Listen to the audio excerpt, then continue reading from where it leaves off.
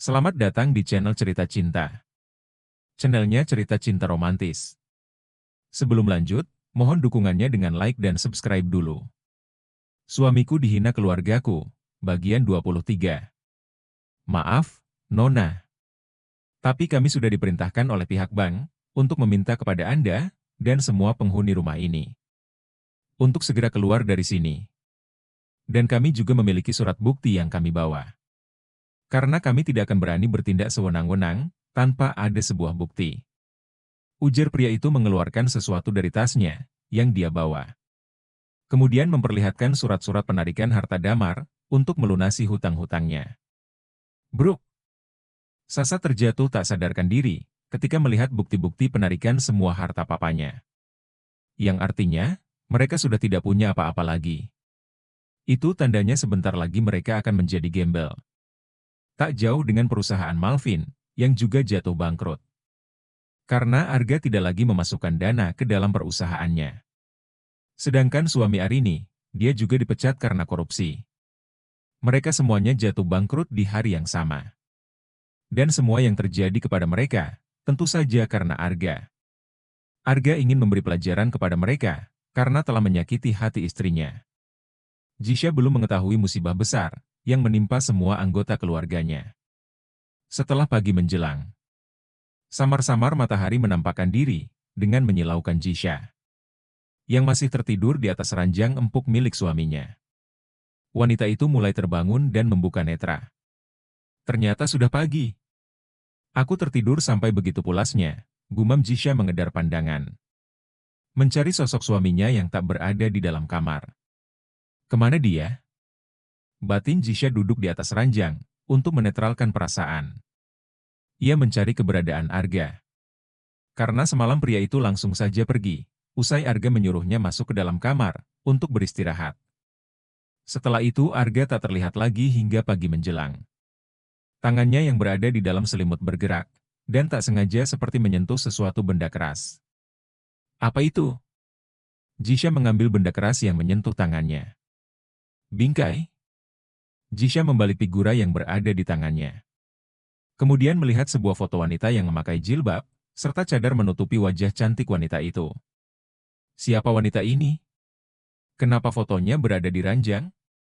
Gumam Jisha. Itu foto almarhumah bunda semasa masih hidup. Tukas Arga yang masuk ke dalam kamar, membawa nampan di tangan berisikan sarapan untuk istrinya. Bunda? Kembali Jisha melihat ke arah foto, memandangi wanita bercadar dalam foto itu. Jisha tak menduga. Ternyata bunda suaminya adalah seorang wanita muslimah, yang soleha serta memakai cadar. Iya. Jawab Arga, kembali mengambil foto yang berada di dalam laci, sebelah ranjang. Ini foto almarhumah bunda tanpa cadar. Lanjut Arga, duduk di pinggir kasur. Kemudian memperlihatkan foto bundanya, yang tanpa memakai cadar. Wow! Wajahnya begitu bersinar. Bahkan terlihat seperti berusia 25 tahun. Jisha kagum melihat kecantikan almarhumah bunda suaminya, yang begitu mirip dengan Rega. Ini, sarapan dulu. Arga memberikan sarapan untuk istrinya. Jisha tersenyum tipis, sarapan ini untukku? Sepertinya Anda manis sekali, Tuan. Gumam Jisha menyindir suaminya. Tentu. Bukankah seorang tampan sepertiku harus keren dan manis? Jawab Arga dengan percaya diri dibumbuhi candaan. Jisha memutar bola mata malas, mendengar perkataan suaminya yang begitu pede. Anda percaya diri sekali, ucap Jisha berbisik. Harus, jawab Arga seadanya. Kemudian mengambil susu hamil, dan menaruh susu tersebut di depan bibir istrinya. Apa yang kau lakukan? Aku bisa sendiri, ucap Jisha. Diminum saja dulu, tinggal menerima kok ribet, Arga mengoceh seperti ibu-ibu. Jisha akhirnya meminum susu dari suaminya, tanpa protes lagi. Aku minta maaf atas kebohongan dan kejahilanku selama ini. Mari kita memulai rumah tangga ini dari awal lagi, Jisha. Dan apa yang kau dengar tempo hari di hotel itu tidak benar. Aku hanya bercanda kepada temanku. Sejatinya aku sangat mencintaimu, ungkap Arga. Arga tiba-tiba ingin memulai hubungannya semua dari awal lagi, menjadi suami yang mencintai istrinya. Jisha kaget mendengar ungkapan cinta dari suaminya. Kalau memang kau mencintaiku, kenapa kau mengatakan kepada sahabatmu? Jika kau tidak mencintaiku, apa kalian sering bercanda seperti itu? Atau bagimu aku hanyalah sebuah candaan? Ucap Jisha yang belum yakin dengan ucapan suaminya, jika pria itu mencintainya. Dan yang membuat aku masih memiliki tanda tanya.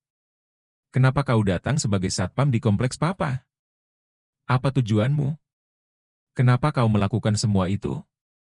Tambah Jisha, yang masih penasaran dengan semua yang dilakukan oleh laki-laki di hadapannya. Arga menarik nafas sejenak. Kau masih ingat, 4 tahun yang lalu? Kau pernah menyelamatkan seseorang yang saat itu sedang mengalami sebuah kecelakaan dengan menabrak pembatas jalan. Pada kejadian itu, kau datang dan meminta pada seorang pria yang mengalami kecelakaan untuk memelukmu. Agar kau bisa menarik laki-laki itu untuk keluar dari dalam mobil. Setelah pria itu keluar, kau membawa tubuhnya menjauh dari mobil. Dan mobil itu meledak akibat suhu yang terlalu panas. Arga menatap netra Jisha yang terkejut. Mendengar kejadian 4 tahun yang lalu diceritakan oleh suaminya. Padahal kejadian itu tak ada siapapun di sana, dan hanya ada dia bersama laki-laki tersebut. Apa kau masih mengingat kejadian pada malam itu? Lanjut Arga. Kau? Jisha menggantung ucapannya dengan tangan yang menunjuk suaminya. Arga mengangguk. Iya, aku laki-laki dalam kecelakaan malam itu. Dan kau juga wanita yang sudah mendonorkan darah untukku, saat aku terkena serpihan dari ledakan mobilku. Saat aku terbangun, dokter mengatakan, jika kau sudah pergi, dan aku tidak bisa mencarimu. Tapi setelah beberapa bulan, aku terus berusaha untuk mencari keberadaanmu. Dan akhirnya usahaku membuahkan hasil. Akhirnya aku bertemu denganmu. Akan tetapi, trauma di masa lalu, membuat aku selalu dihantui oleh bayang-bayangan pengkhianatan yang dilakukan oleh kekasihku pada saat itu. Dan aku mendapat informasi.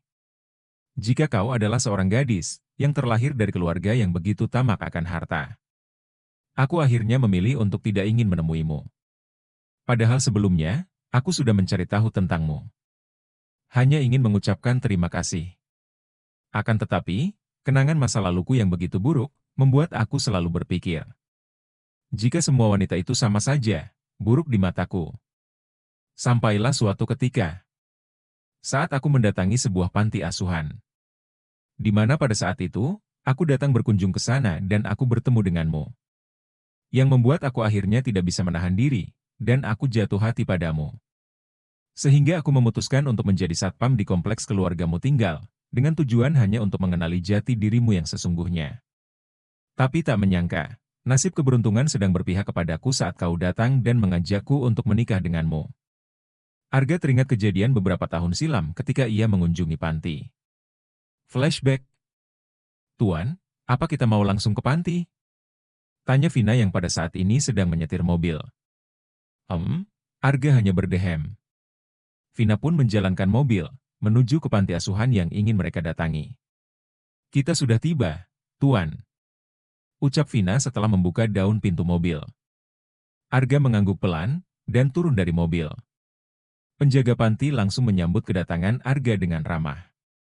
Karena mereka memang sudah kenal baik dengan Arga, dan ternyata panti itu sering didatangi oleh Arga dan juga bundanya, saat almarhumah bunda masih hidup. Nak Rega, kamu sudah datang? Tanya seorang wanita sekitaran 50 tahun. Iya, Tante. Tante apa kabar? Jawab Arga, mencium punggung tangan teman baik almarhumah bundanya. Tante baik. Mari masuk ke dalam, Tante lagi sibuk membuat makan siang untuk anak-anak. Ucapnya tersenyum manis, memegang pundak pemuda itu. Saya mau di sini dulu, Tante. Nanti saya akan menyusul, saya mau nyari angin dulu sebentar. Jawab Arga tersenyum tipis. Oh, iya, ke belakang saja. Kebetulan anak-anak lagi bermain di belakang, bersama Nak Jisha. Jisha? Batin Arga, melihat punggung wanita parubaya itu, yang sudah pamit masuk ke dalam. Apa namanya saja yang kebetulan sama? Batin Arga. Ia mulai melangkahkan kedua kakinya, berjalan menuju ke belakang. Terdengar samar-samar seseorang yang bermain gitar, sambil bernyanyi ringan bersama anak-anak lainnya. Dan suara wanita itu terdengar sangat merdu. Semakin dekat, suara gadis yang bernyanyi itu semakin kentara. Membuat Arga tidak sabar ingin melihat siapa sosok yang membawakan lagu tersebut.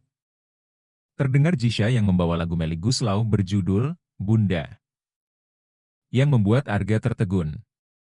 Tanpa sadar, matanya berkaca-kaca mengingat bundanya yang sudah berpulang ke rahmatullah. Arga bahkan tanpa sadar berdiri di sana, hingga beberapa menit tanpa berkedip.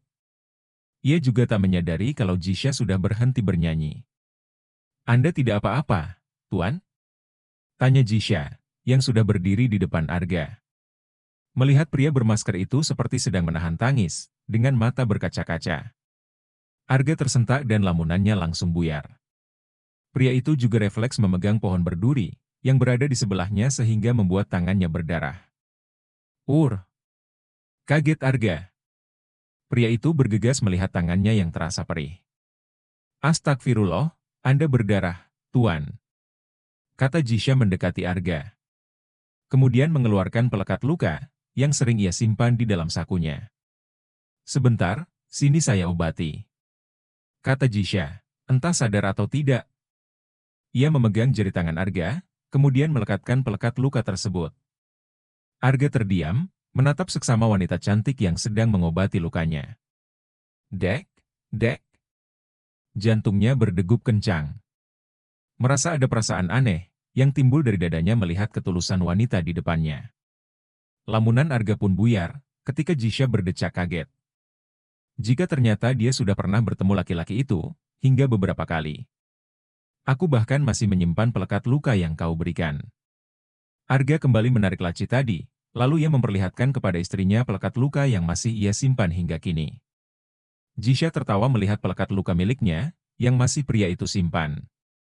Ia tak menduga, di balik kebengisan dan keangkuhan suaminya, pria itu memiliki sisi yang menggemaskan. Bruk! Tak bisa menahan diri, ia memeluk suaminya dengan perasaan haru. Tak menduga, seperti itukah perjuangan suaminya, hanya untuk bisa memilikinya. Arga balas memeluk istrinya dengan lembut. "Maafkan aku, sudah membohongimu selama ini," ucap Arga. Jisha menggeleng, dan melerai pelukannya. "Aku baik-baik saja, Mas. Seharusnya aku yang meminta maaf, karena sudah berprasangka buruk denganmu," kata Jisha, kembali dengan raut wajah sedih. "Tidak, itu hal yang wajar. Karena aku memang yang sudah berbohong selama ini." Arga merapikan rambut istrinya ke belakang. "Kenapa kau terlihat sedih?" tanya Arga karena istrinya tampak begitu muram. "Apa benar, Papa menggelapkan dana perusahaan?" tanya Jisha yang masih menganggap Damar sebagai ayah kandungnya. Meski sebenarnya Damar bukanlah ayahnya. Arga menggeleng. "Tidak, aku yang melakukan itu," jujur Arga. Jisha kaget, "Kenapa kau berbuat demikian?" tanya Jisha. "Set," Arga menaruh telunjuknya di depan bibir istrinya. "Kau ingin melihat mereka semua berubah, bukan? Kau ingin bisa menjadi keluarga yang tetap utuh, bukankah begitu?" tanya Arga membuat Jisha mengangguk cepat. Arga tersenyum. "Sebentar lagi, mereka semua pasti akan datang kemari. Tapi maaf, aku akan memberi mereka sedikit pelajaran. Mungkin dengan sedikit bekerja keras." Arga tersenyum penuh arti yang membuat Jisha kebingungan, apalagi yang direncanakan oleh suaminya itu. Kriet. Damar yang berada di dalam jeruji besi, langsung melihat kepada penjaga yang membuka jeruji besi tersebut. "Anda dibebaskan." Karena Tuan Muda Rega menarik laporannya. Damar benar-benar heran dan kaget. Ia berpikir, kenapa Tuan Rega tiba-tiba menarik laporannya? Tentang apa yang laki-laki itu laporkan ke pihak polisi. Sebenarnya apa yang diinginkan oleh pemuda bernama Rega itu? Kenapa pemuda itu melaporkannya, kemudian kembali mengeluarkannya dengan cara menarik laporan tersebut? Sungguh dia tidak bisa menebak apa yang diinginkan oleh pemuda tersebut. Setelah keluar dari sel tahanan, Damar langsung dibebaskan, tanpa ada lagi pemeriksaan apapun. Akan tetapi, setelah Damar tiba di rumah, ternyata rumah pria parubaya itu sudah digembok. Dan yang lebih mengagetkannya, siapa yang telah melakukan itu? Dia belum tahu, kalau ternyata dia benar-benar sudah jatuh bangkrut, dan sudah tidak memiliki uang sepersen pun lagi. Karena seluruh kartunya, juga sudah dibekukan oleh pihak bank. Miris sekali. Tapi mau bagaimana lagi, itulah yang menimpa hidupnya kini. Baru saja 2 hari bermalam di penjara. Tetapi saat keluar, semuanya sudah musnah. Dan tak ada apa-apa lagi yang bisa diandalkan, atau dia sombongkan di depan semua orang. Damar menghampiri rumah itu, kemudian berusaha untuk memeriksa rumah tersebut yang terkunci. Siapa yang melakukan ini? Kenapa rumah ini digembok? Gumam Damar. Dia melihat sebuah kertas yang ditempel pada rumah tersebut, dengan tulisan rumah ini disita. Membuat kedua mata ia membola sempurna. Apa yang terjadi? Bagaimana bisa rumahku disita? Tidak. Ini tidak mungkin. Tidak mungkin. Damar menjamak frustasi rambutnya. Pria parubaya itu ingin menghubungi anak atau yang lainnya, untuk bertanya apa yang sudah terjadi. Akan tetapi, dia baru teringat. Jika dia juga tidak memiliki ponsel, karena selama dia ditahan, dia tidak membawa ponsel sama sekali. Pria parubaya itu tampak kebingungan. Ia buru-buru berjalan kembali untuk mencari kendaraan apa saja yang bisa dia gunakan untuk berangkat ke rumah putri tertuanya Arini. Sama halnya saat di rumah sakit. Karena keadaan Mama Sua sudah membaik, akhirnya dia memutuskan untuk kembali ke rumahnya. Dan dia juga belum tahu apa-apa tentang apa yang terjadi. Karena ternyata Sasa belum menghubungi mereka dan memberitahukan apa yang terjadi. Karena saat rumah itu disita, hanya ada Sasa yang berada di rumah. Sasa terpaksa mendatangi rumah suaminya. Dia belum tahu kalau sebenarnya suaminya juga sudah jatuh bangkrut. Sua sudah bersiap untuk keluar dari rumah sakit. Ia pun meminta kepada putri tertuanya untuk membayar tagihan rumah sakit menggunakan kartu miliknya. Dengan patuh, Arini pun melakukan yang diinginkan oleh wanita parubaya itu. Saat ingin membuat pembayaran rumah sakit, tiba-tiba kartu ibunya tidak bisa digunakan, yang membuat wanita itu heran. Maaf ibu, tapi kartunya tidak bisa digunakan. Apa? Kartunya nggak bisa digunakan? Coba diulang lagi, siapa tahu saja ada kesalahan. Kasir itu pun kembali mengulang, menggunakan kartu milik Mama Sua, untuk melakukan pembayaran.